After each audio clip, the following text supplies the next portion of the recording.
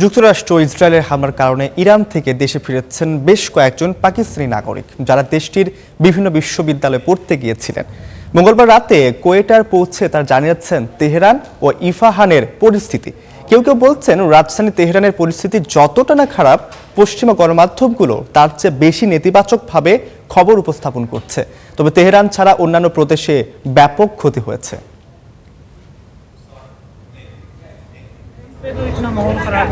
ইস্পাহান প্রদেশে পরিস্থিতি খুব একটা খারাপ ছিল না, দু একটা বিস্ফোরণ হয়েছে। আমরা শুনেছি তেহরানে অনেক ক্ষয়ক্ষতি হয়েছে, তবে আসার পথে আমরা এমন বড় কিছু দেখতে পাইনি।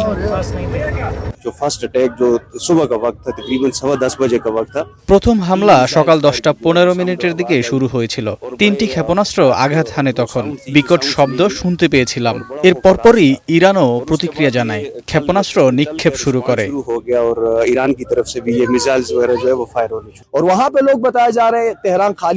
মানুষ বলছে যে তেহরান থেকে সব বাসিন্দাকে সরিয়ে নেওয়া হচ্ছে, কিন্তু আসলে এটা সত্য নয়। মানুষ রাস্তায় নেমে এসেছে, নেতার প্রতি ভালোবাসা প্রকাশ করছে।